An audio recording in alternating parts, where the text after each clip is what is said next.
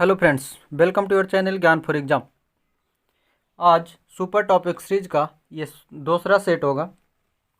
ये super topic series क्या है तो आप सभी को पता है कि 2020-21 की जो 2000 यूपी और बिहार की एसआई निकला है दरोगा का, उसके पीटी और मेंस के लिए हमारे द्वारा हर 48 घंटे के लिए आपको सुपर टॉपिक दिए जाते हैं, जिसे आप कंप्लीट करते हैं।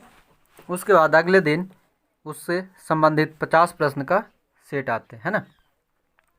जो लोग चैनल पे नए हैं वो चैनल को सब्सक्राइब कर लेंगे, साथ ही बेल आइकन को ऑन कर लेंगे, जिससे कि आपको समय समय पे नोटिफिकेशन मिलता रहे। साथ ही आप लोग वीडियो को ज़्यादा से ज़्यादा लोगों तक शेयर, लाइक, कमेंट जरूर करेंगे। आज का ये जो सेट है ये 25 अगस्त को जो टॉपिक दिया गया था उससे संबंधित सेट होंगे, ठीक है। चलिए पहला प्रश्न देखते हैं। एरन और नागदा की संस्कृति के प्रमुख स्थल है कहाँ से? तो ये मालवा संस्कृति के प्रमुख स्थल हैं, ठीक है। दूसरा, खदानों की कृषि सर्वप्रथम प्रारंभ हुई थी कहाँ? इसका सही आंसर ऑप्शन नंबर ए, नवपाषाण काल में। तीसरा, पूरा पाषाण काल, मध्य पाषाण काल और नवपाषाण काल का किस क्षेत्र में विकास हुआ? इसके सही answer option number C, Narmada घाटी। नर्मदा घाटी में पूरा पाषाण काल, मध्य पाषाण काल और नव पाषाण काल का क्षेत्र विकास हुआ था। चौथा, भारत में मानव का सर्वप्रथम समझ कहाँ मिलता है? सर्वप्रथम समझ कहाँ मिलता है? सही answer option number D, Narmada घाटी में। सॉरी फ्रेंड, यहाँ समझ नहीं, साक्ष्य होगा, ठीक है। साक्ष्य कहाँ मिलता है? नर्मदा घाटी में। पांचवा, दक्षिण पूर्वी राजस्थान की संस्कृति को क्या कहा जाता है? सही आंसर ऑप्शन नंबर डी, आहार संस्कृति। छठा, नवपाषाण युग की समाप्ति के बाद सबसे पहले किस धातु का प्रयोग हुआ था? सही आंसर ऑप्शन नंबर बी, तांबा। सातवां, राख का टीला निम्नलिखित किस नवपाषाण स्थल से संबंधित है? राख का टीला, सही आंसर ऑप्शन नंबर बी, संगनकल्लू। आप लोग ये सेट लगाएंगे और सेट लगाने के बाद आपके कुल कितने स्कोर्स आए वो हमें मैसेज करेंगे, ठीक है।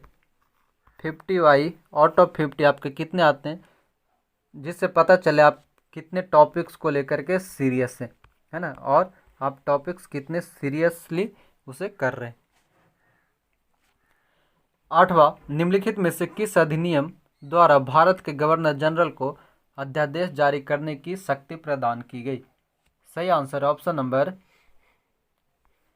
बी, भारत परिषद अधिनियम 1861। इसमें इसके कुछ इंपॉर्टेंट फैक्ट्स की बात करें भारत परिषद अधिनियम 1861 की, तो इसी समय विभागीय प्रणाली का प्रारंभ किया गया था लॉर्ड कैनिंग के द्वारा, और गवर्नर जनरल को पहली बार अध्यादेश जारी करने का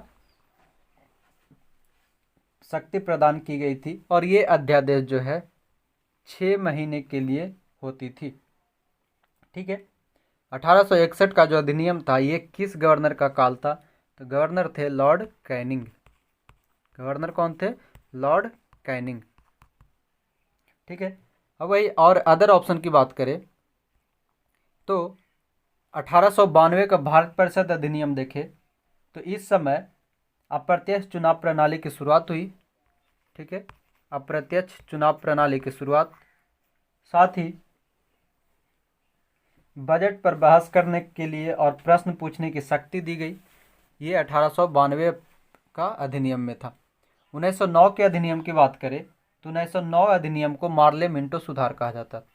1909 अधिनियम को मार्ले मिंटो सुधार के नाम से जाना जाता है, क्लियर है। और 1909 के अधिनियम में ही सर्वप्रथम लॉर्ड मिंटो को सांप्रदायिक निर्वाचन के जनक के रूप में जाना गया, क्योंकि उन्होंने भारत में सांप्रदायिकता को वैधानिकता प्रदान की थी। उसके साथ चार्टर एक्ट 1833 की बात करें तो 1833 ईस्वी में जो विलियम बेंटिक के काल में होता है, इसी समय बंगाल के गवर्नर जनरल अब भारत के गवर्नर जनरल कहलाएंगे। क्लियर है। और 1833 अधिनियम में ही सर्वप्रथम भारत में दास प्रथा को विधि विरुद्ध घोषित किया गया था और दास प्रथा को 1843 ईस्वी में उनका उन्मूलन कर दिया गया था। ठीक है। और 1833 अधिनियम एक्ट के तहत ही 1834 में लॉर्ड मैकाले की अध्यक्षता में प्रथम विधि आयोग का गठन किया गया। क्लियर है। उम्मीद है आपको समझ आया होगा। आगे देखते हैं। रेगुलेटिंग एक्ट पारित किया गया। कब किया गया था? सही आंसर ऑप्शन नंबर ए 1773 ईस्वी। 1773 ईस्वी का रेगुलेटिंग एक्ट। इसकी बात करें तो इसमें भारत में ईस्ट इंडिया कंपनी के कार्य को नियमित और नियंत्रित किया गया था। साथ ही पहली बार कंपनी के प्रशासनिक और राजनीतिक कार्य को मान्यता मिली थी और इसके द्वारा ही केंद्रीय प्रशासन की नींव रखी गई थी। ये बात था 1773 की रेगुलेटिंग एक्ट में। कुछ और देख ले इसके अलग ऑप्शन, तो ऐसा कुछ ये सही नहीं है। ठीक है। रेगुलेटिंग एक्ट या भारतीय संविधान से संबंधित ये कोई ईस्वी नहीं है।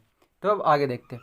10वां, भारत के गवर्नर जनरल को किस एक्ट के द्वारा अपनी समिति के निर्णय को स्वीकार करने का अधिकार मिला? इसके सही आंसर ऑप्शन नंबर सी 1786 का अमेंडमेंट एक्ट। 1786 का अमेंडमेंट एक्ट में।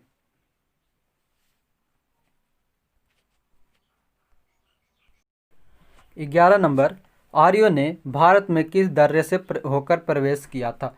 आर्य लोग जो थे भारत में किस दर्रे से होकर आए थे? सही answer option number A Khyber दर्रा।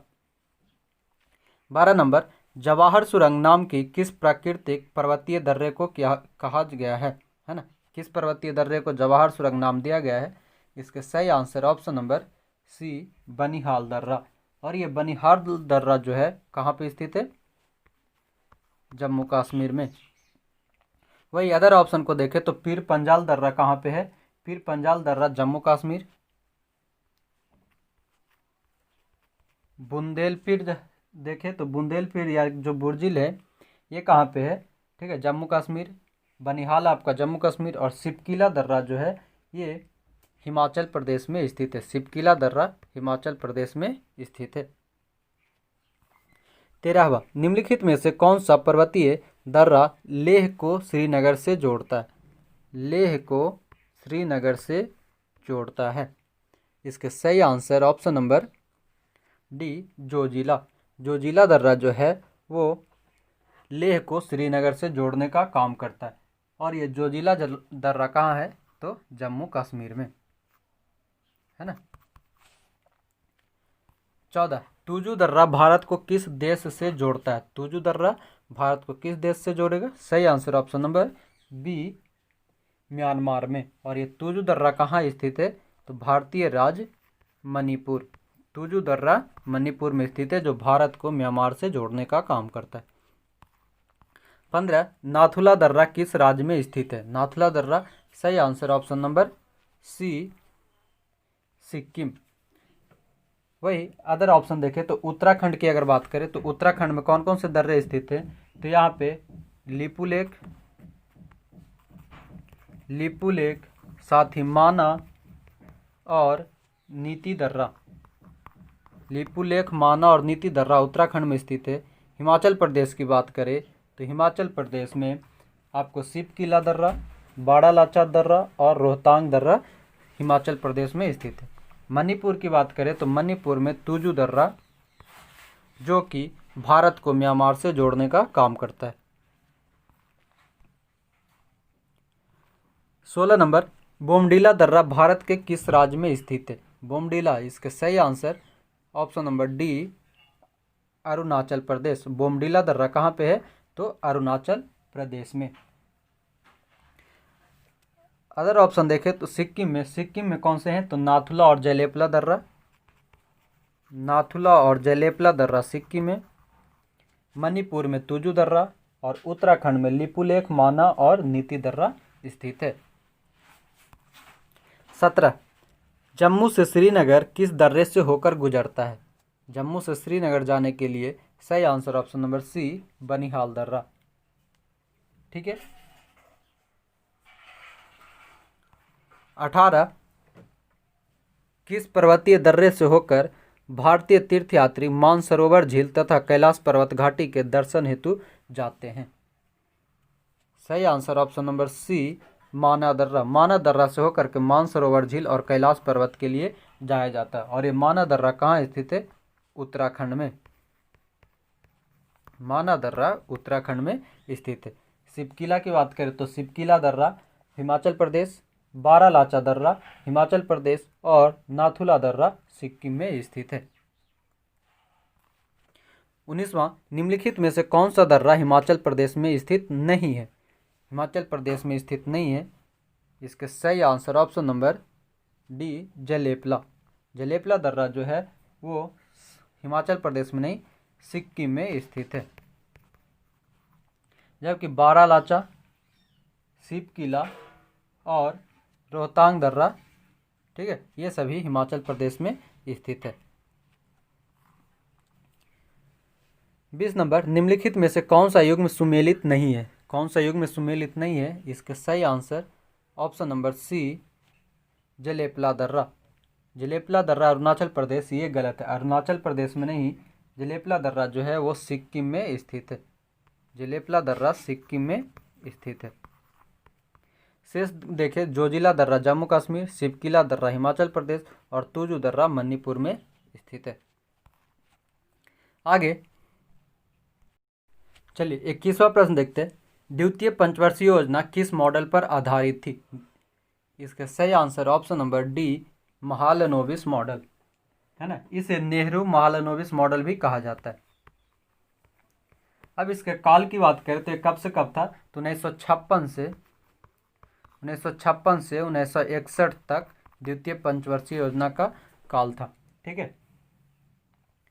आगे देखते हैं 22वां, राष्ट्रीय नियोजन में रोलिंग प्लान की अवधारणा लागू की गई थी किस सरकार के द्वारा? सही आंसर है ऑप्शन नंबर सी, जनता सरकार द्वारा। जनता सरकार द्वारा रोलिंग प्लान लाया गया था। ठीक है। आगे 23 नंबर, 1944 में गांधीवादी योजना को प्रतिपादित किया था किसने? गांधीवादी योजना को किसने प्रतिपादित किया था? सही answer option number D, Shriman Narayan Agarwal ने 1944 में गांधीवादी योजना लाया गया था। 24, योजना अवकाश की अवधि का संबंध है। योजना अवकाश की अवधि कब था? सही आंसर ऑप्शन नंबर बी, 1966 से 1969 के बीच में। 1966 से 69 के बीच में जो योजना अवकाश था वो तीसरा और चौथा के बीच में, तीसरी और चौथी पंचवर्षीय योजना के बीच में 3 साल के लिए 1966 से 69 के लिए गैप था। तीसरा जो था 1961 से 66, 1961 टू 66 और चौथा जो था 69 टू 74। इस बीच में 1966 से 69 के बीच में गैप था। ठीक है, योजना अवकाश थी। 25, निम्न में से कौन सा 12वीं पंचवर्षीय योजना का कार्यकाल है? 12वीं पंचवर्षीय योजना कब से कब तक था? सही आंसर ऑप्शन नंबर बी, 2012 से 17। 26वीं, 5वीं पंचवर्षीय योजना का मूल उद्देश्य था। 5वीं पंचवर्षीय योजना का मूल उद्देश्य क्या था? सही आंसर ऑप्शन नंबर ए, गरीबी हटाओ। गरीबी हटाओ 5वीं पंचवर्षीय योजना में। और 5वीं पंचवर्षीय योजना का काल क्या था? 1974 से 78। 1974 से 78 के बीच में, 74 टू 78 के बीच में गरीबी हटाओ का नारा दिया गया था 5वीं पंचवर्षीय योजना के समय। और इस समय मोरारजी देसाई की सरकार थी। ठीक है। और इसी पंचवर्षीय योजना में 1975 में मोरारजी देसाई की सरकार द्वारा 20 सूत्री कार्यक्रम भी लागू किया गया था। 20 सूत्री कार्यक्रम 5वीं पंचवर्षीय योजना के समय।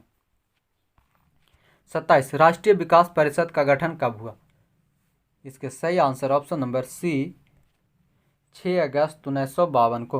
राष्ट्रीय विकास परिषद के गठन 6 अगस्त 1952 को की गई थी। 28, भारत का योजना आयोग है। योजना आयोग क्या है? तो इसके सही आंसर है ऑप्शन नंबर बी, एक सलाहकार संस्था। योजना आयोग जो है एक सलाहकार संस्था है और योजना आयोग की स्थापना कब की गई थी? 1950 में। योजना आयोग की स्थापना 1950 में की गई थी, है ना। कब? 15 मार्च को। 15 मार्च 1950 को योजना आयोग की स्थापना की गई थी और ये एक गैर संवैधानिक और परामर्शदात्री निकाय के रूप में जाना जाता है। और इसकी अध्यक्षता कौन किए थे?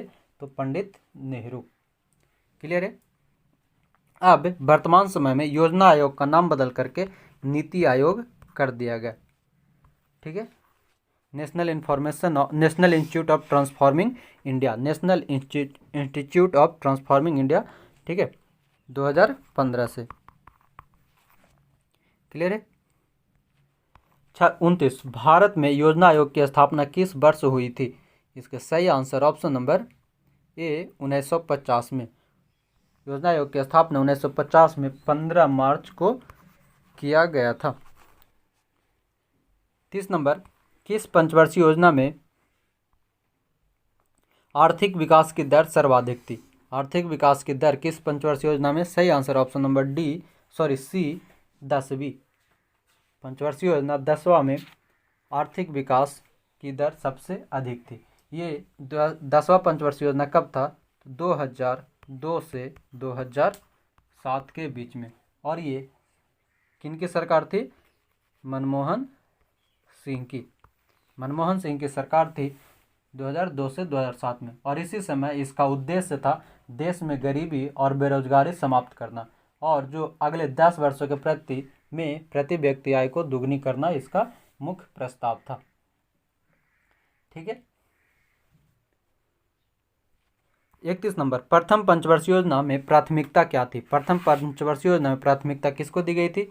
सही आंसर ऑप्शन नंबर सी, कृषि का विकास। प्रथम पंचवर्षीय योजना का काल क्या था? तो इसका सही आंसर है समय था 1951 से 56 के बीच में। उस समय जब पहली पंचवर्षीय योजना आई थी उसके मॉडल क्या था? हैरल्ड डोमर मॉडल प्रथम पंचवर्षीय योजना का था। ठीक है। और इसमें मुख्य प्राथमिकता जो दी गई थी कृषि, सिंचाई, विद्युत, भारी उद्योग और चिकित्सा, ये सभी पे दिया गया था। मुख्य रूप से कृषि का विकास करना। 32, प्लानिंग कमेटी का गठन किया किसने? तो प्लानिंग कमेटी का गठन जवाहरलाल नेहरू ने 15 मार्च 1950 को योजना आयोग जिसे कहते उसके गठन में शामिल थे। 33, भारत में किस योजना अवधि में प्रति व्यक्ति वृद्धि दर अधिकतम रहे? प्रति व्यक्ति वृद्धि दर अधिकतम, सही आंसर है ऑप्शन नंबर ए 11वीं पंचवर्षीय योजना। 11वीं पंचवर्षीय योजना में प्रति व्यक्ति वृद्धि दर अधिकतम थी। 11वीं पंचवर्षीय योजना का काल क्या था? ये 2007 से 2012 के बीच में। सरकार किनकी थी? मनमोहन सिंह की सरकार थी। और ये पंचवर्षीय योजना का मुख्य लक्ष्य क्या था? तीव्रतम एवं समावेशी विकास का। 11वीं पंचवर्षीय योजना में ही शिक्षा के लिए विषय वस्तु थीम अनिवार्य प्रारंभिक शिक्षा को प्रारंभ किया गया था। क्लियर है। 34 number, planning and the poor पुस्तक के लेखक कौन है? इसके सही answer option number B S Minhas जो है प्लानिंग एंड द पुअर के लेखक हैं। 35, पहली पंचवर्षीय योजना का प्रारूप किसने तैयार किया था? इसके सही answer option number D, Jawaharlal Nehru. पहली पंचवर्षीय योजना जो कि 1951 से 56 तक था, इसके प्रारूप को तैयार जवाहरलाल नेहरू और इनके साथ में कौन थे? हैरल्ड डोमर मॉडल के रूप में ये जाना जाता है। क्लियर है। और पहले पंचवर्षीय योजना में ही सबसे पहले कृषि को प्राथमिकता दी गई थी। 36 नंबर, भारत में आर्थिक नियोजन का पिता किसे कहा जाता है? इसके सही answer option number D, M Visvesvaraya को। 37, जन योजना का प्रारूप किसने तैयार किया था? सही answer option number C, M N Roy. जन योजना का प्रारूप एम एन रॉय द्वारा तैयार किया गया था। 38, अब तक कितनी पंचवर्षीय योजनाएं बनाई जा चुकी है? तो अब तक कुल 12 पंचवर्षीय योजना बनाई गई थी, जिसमें 12वीं पंचवर्षीय योजना 2012 से 2017 तक था, जिसे कि 2015 में ख़त्म करके इसके स्थान पर नीति आयोग लाया गया, national institute of for transforming India. ठीक है। 39 सर्वोदय योजना जयप्रकाश नारायण द्वारा किस वर्ष तैयार किया गया? सही आंसर ऑप्शन नंबर ए 1950 में। यहाँ पे दो प्रश्न बनेंगे। सर्वोदय योजना किनके द्वारा शुरू की गई? जयप्रकाश नारायण द्वारा। और कब शुरू की गई? 1950 में। 40 नाबार्ड की स्थापना किस पंचवर्षीय योजना में हुई थी? इसके सही आंसर ऑप्शन नंबर बी छठी पंचवर्षीय योजना। छठी पंचवर्षीय योजना में ही नाबार्ड की स्थापना की गई थी। और छठी पंचवर्षीय योजना का काल क्या था? 1980 से 85, 1982 1985। और इस समय सरकार किसकी थी? इंदिरा गांधी की। इंदिरा गांधी की सरकार थी। इसी समय इस रोलिंग प्लान जो कि 1978 से 83 के बीच था, जिसने रोलिंग प्लान को समाप्त करके इंदिरा गांधी ने छठी पंचवर्षीय योजना को लागू किया था। ठीक है। रोलिंग प्लान कब से कब था? तो 1978 से 1983 के बीच में। क्लियर है। और इसी पंचवर्षीय योजना में, छठी पंचवर्षीय योजना में ही गरीबी उन्मूलन और रोजगार में वृद्धि के लिए पहली बार गरीबी उन्मूलन पर विशेष जोर दिया गया था। गरीबी उन्मूलन पर विशेष जोर किस पंचवर्षीय योजना में दी गई? सही आंसर है छठी पंचवर्षीय योजना में। 41 नंबर पायरोमीटर किसके मापन में प्रयोग होता है? पायरोमीटर, इसके सही आंसर ऑप्शन नंबर सी उच्च ताप के लिए, हाई टेम्परेचर के लिए पायरोमीटर का प्रयोग किया जाता है। 42 मैनोमीटर के द्वारा किसकी माप की जाती है? मैनोमीटर द्वारा गैसों का दाब मापा जाता है।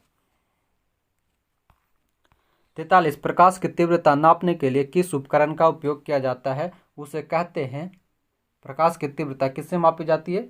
सही answer option number C lux meter से। 44 सोनार निम्नलिखित द्वारा प्रयोग में लाया जाता है। सही आंसर ऑप्शन नंबर डी नौ संचालकों द्वारा। 45 भूकंप की तीव्रता मापी जाती है। सही answer option number A reactor पैमाने पर।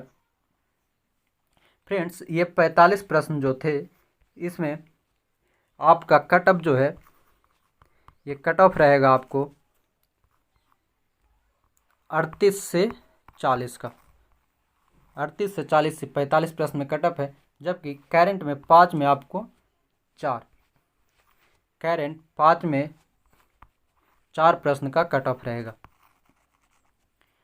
क्लियर है। क्योंकि करंट जो है, जितने भी करंट है, ये मैंने ऑलरेडी वीडियो अपलोड कर रखा है, वहाँ से आप लोग अगर देखे होंगे तो आपको 5 में 5 सही होंगे।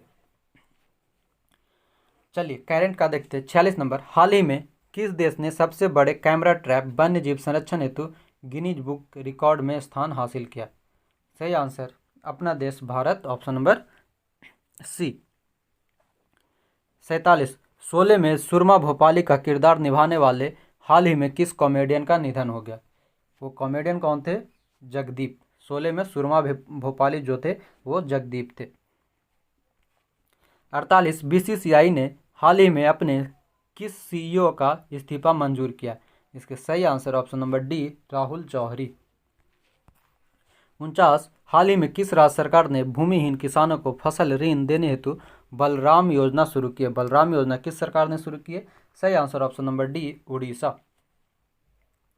50 प्रधानमंत्री नरेंद्र मोदी 10 जुलाई 2020 को किस राज्य में के रीवा जिले में एशिया के सबसे बड़े सौर ऊर्जा संयंत्र का उद्घाटन करेंगे? तो ये सही answer option number A Madhya Pradesh.